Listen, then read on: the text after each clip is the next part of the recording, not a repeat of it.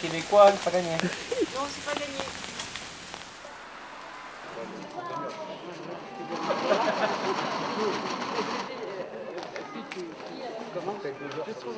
Alors là, ce sont des pieds qui ont été récupérés sous cette forme l'année dernière.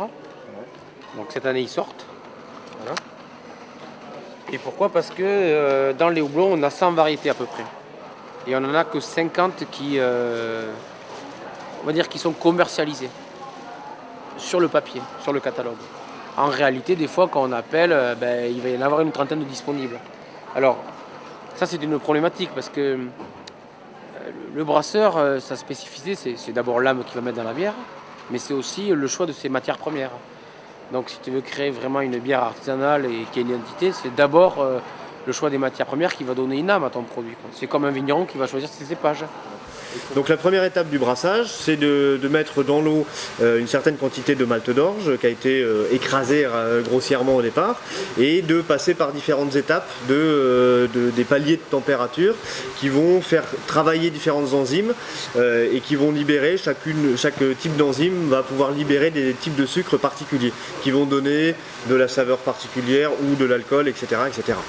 Donc on a cette première étape qui va durer 1h30, 2 heures en fonction du nombre de paliers qu'on va faire.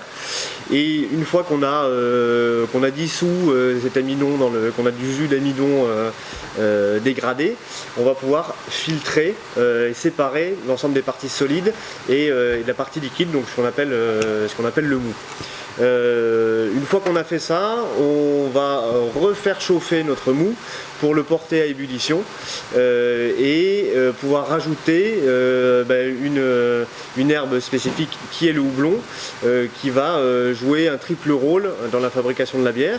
Le premier, c'est que c'est un antiseptique naturel, donc il va protéger le mou, notamment avant le départ en fermentation. Il va donner des notes aromatiques et il va donner de l'amertume classique et typique de la bière. Et donc là, on va pouvoir jouer sur tout un tas de houblons différents, et en fonction du moment où on va les mettre, ça va avoir différentes actions particulières. Donc là, dans la Libertine, il y a un seul type de malt, qu'on appelle le malt pâle. Bon, on peut, en fonction des recettes, avoir des maltes qui sont malt pâle, malt ambré, malt chocolat. Il y a tout un panelier de maltes différents, des maltes spéciaux, pour obtenir des caractéristiques particulières. Mais là, en l'occurrence, donc 850 litres d'eau, 150 kg de malt. Et au niveau du houblon, on va avoir 3 houblons différents qui vont être ajoutés à différentes étapes. Et pour un total à peu près d'1,5 kg de houblon dans le mou qui sera rajouté. C'est bien de pouvoir faire du bio, mais de garder une certaine diversité, la biodiversité. Le mot bio en lui-même, il ne veut rien dire, c'est la biodiversité qui est. Dans la démarche, c'est de récupérer les variétés, puisque les fournisseurs ne vont pas nous les fournir en bio, et de récupérer les variétés, de les planter, d'arriver peut-être à structurer tout ça pour les faire passer en bio, et donc d'avoir cette diversité-là, et puis ensuite de créer une forme de conservatoire de ces différentes variétés. C'est pour ça qu'il y a deux optiques, il y a des particuliers qui vont les récupérer, les planter pour faire des tonnelles. Donc du coup on sait que le pied sera disponible physiquement si on veut le multiplier chaque année. Et après éventuellement des gens qui vont faire une production de 20 à 30 pieds. Voilà. Ici, tu vas avoir des racines sous terre comme ça. Donc le coopérateur, enfin le cultivateur, si on peut appeler ça comme ça, il va couper pour que le pied se recentre. Et la racine qu'il a coupée, qui est là, il peut la réutiliser et la replanter. Non, d'accord. Et celui-là, je réfléchissais où c'est qu'on allait le planter. On va le planter aujourd'hui, celui-là. Ouais, même les deux autres que j'ai amenés là, Ouais, on va les planter ici. À un moment donné, ouais. On va aller à ma parcelle, je vais prendre une pelle. On le plantera là-bas. Parce que là-bas, je sais pas. Celui-là, déjà, tu le plantes. Là, d'ici une semaine, il va commencer à s'enrouler, quoi. Ouais. Il faut le regarder, qu'il s'enroule, parce que sinon, il va à terre. Parce qu'il y en a 3. Donc, quand on plante du houblon. Ouais, il peut y en avoir 4 ou 5. Hein. Et en fait, le gars qui fait la culture, le houblonneur, je sais pas si on peut appeler ça comme ça, il coupe et il en garde que 3. Et les 3, il les met ensemble et il les aide à démarrer, à s'enfiler autour du tuteur. Quoi. Et à partir de là, après, il pousse tout seul. Quoi. Et moi, j'en avais planté l'année dernière, du comme ça, et il est comme ça maintenant. C'est-à-dire que chaque année, à la même époque, il aura 40 cm de plus. Et là, il y en a 3, ils sont jolis, quoi, déjà, ceux-là. Et du coup, on a donné le feu vert. Et à plusieurs étapes.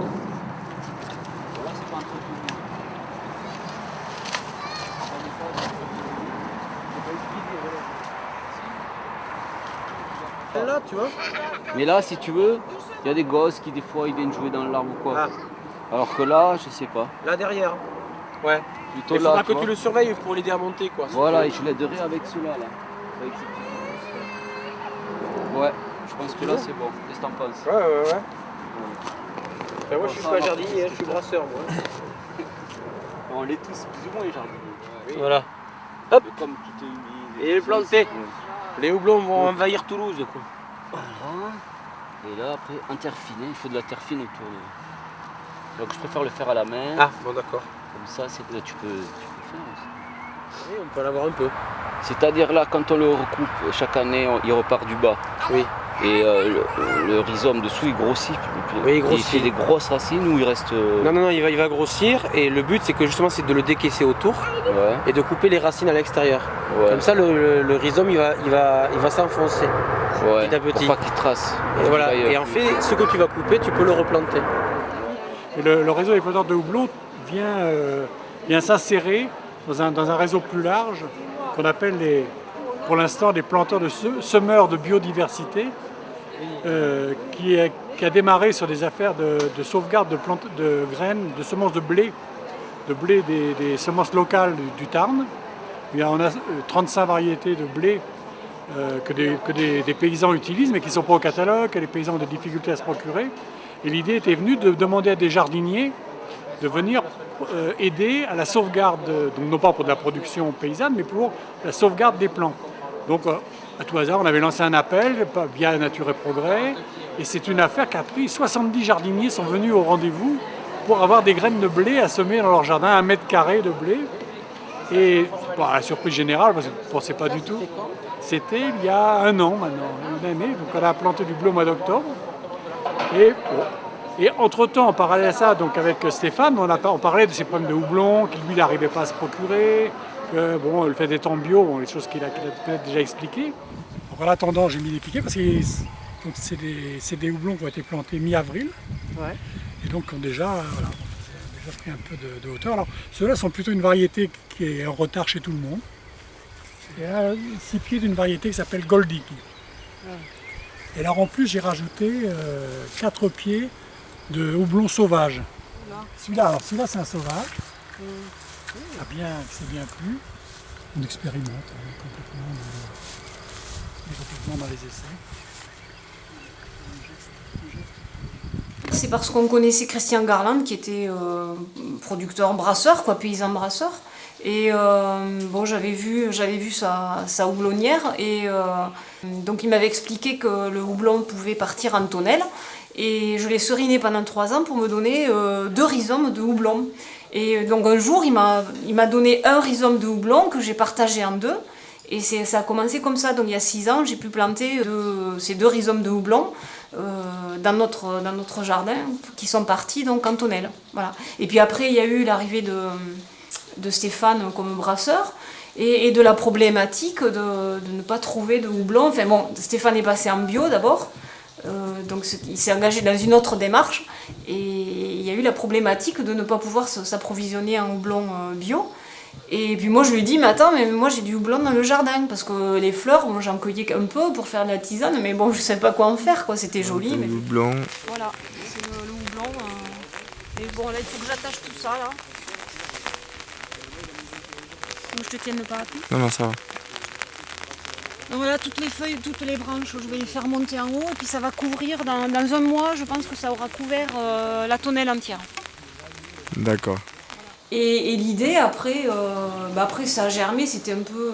Oui, mais après Françoise, elle est leader, elle aime bien les projets. Donc elle s'est proposé un peu de planter des houblons dans l'idée. Puis comme il y a des gens qui sont proposés de planter des houblons, les gens ils peuvent planter du houblon un peu partout et il fallait bien un endroit où on recense en fait voilà, tous les houblons. Donc on a la maman du houblon qui a planté la pouponnière. Moi ce que je peux faire, ça c'est à ma taille, je peux les mettre en pot, les étiqueter et suivre le tracé. Quoi, oui, on en a fait quelques-unes.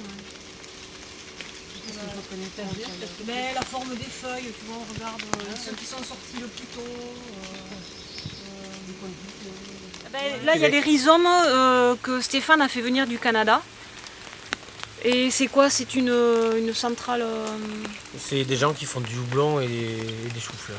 Maintenant, des artichauts.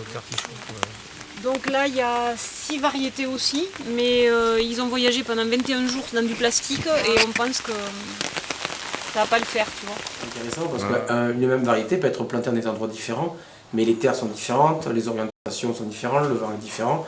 Donc ça peut permettre de voir quels sont le meilleur climat, la meilleure terre adaptée et de mieux connaître la culture. Quoi. Et tout ça. Et donc la capitale du houblon, c'est à Poperingue.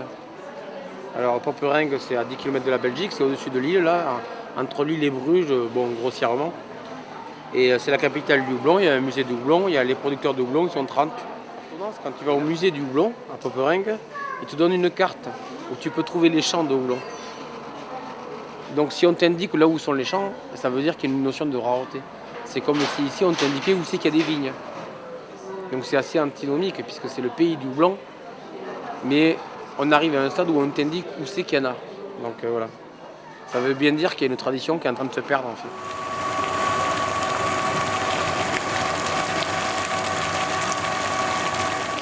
Et ce petit cahier, a priori, d'après les infos que j'ai, mais dedans, il y a pas grand-chose au niveau date et au niveau lieu géographique. C'est un cahier de brassage des années 40, qui viendrait de la brasserie de Montrégeau ou d'une brasserie de Toulouse. Enfin, c'est un petit bouquin qui a été fait et que vend la brasserie du Carou, qui est donc en Ébian dans le 34, donc dans l'Hérault. C'est Jacques Bodman, qui est belge à l'origine, mais qui a monté une brasserie dans le coin. Et qui vend des documents photocopiés, repris, enfin voilà. C'est très succinct, hein, ça fait avec l'entête et l'index 60 pages. C'est un peu le seul document. Et on fait, comment dire, le brassage reste le même. Ce qu'on marque dans le cahier est différent, mais on fait la méthodologie reste la même.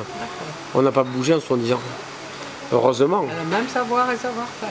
Oui, voilà. Il n'y a que les banques qui ont changé de méthode de travail et qui, on a bien compris, ça ne marchait pas et ils sont des escrocs. Oui, mais on peut en sortir un ou deux, par exemple. Mais t'en as un là, t'as voulu que j'en sorte d'autres? Bon. Ça va permettre d'échanges et puis de construire des écrits ou de comprendre l'évolution des cultures. Parce que là-bas, c'est un savoir-faire qui se transmet de manière orale. Et donc quand j'y suis allé, le but c'était de trouver des livres aussi. Et il n'y a aucun livre. Il n'y a pas rien. d'écrit. Et les écrits que j'ai demandés, c'est autant historique ou vulgarisé ou technique. Et dans aucun de trois domaines, ils ont de références à me donner. Quoi. Donc c'est vraiment une transmission savoir-faire oral. Donc si on arrive à mettre en place un collectif où les gens partagent un moment, boivent un coup, mangent un bout, enfin voilà, c'est sympa. Puis à le temps que tu développes des cultures et que tu arrives à formaliser les choses, à faire des écrits, ben, c'est un savoir-faire qu'on pourrait essayer de formaliser, de transmettre, enfin je sais pas, ça à réfléchir. Enfin, c'est un projet neuf qui n'est pas finalisé. Voilà, je sais pas si j'ai fait un peu le tour de la question. Ouais, Voilà, ouais, c'est, voilà. très bien. Puis c'est la passion qui parle. Je suis plus la graine, un arbuste. Je suis plus la graine qui attend dans un pot. J'ai déjà planté mes racines un peu partout, comme tu fais avec le houblon. Voilà. C'est plutôt un rhizome. Je suis un rhizome à fissurer le béton. Et parce que le rhizome, on peut le Voilà, on peut le couper. couper et le partager. On peut le partager.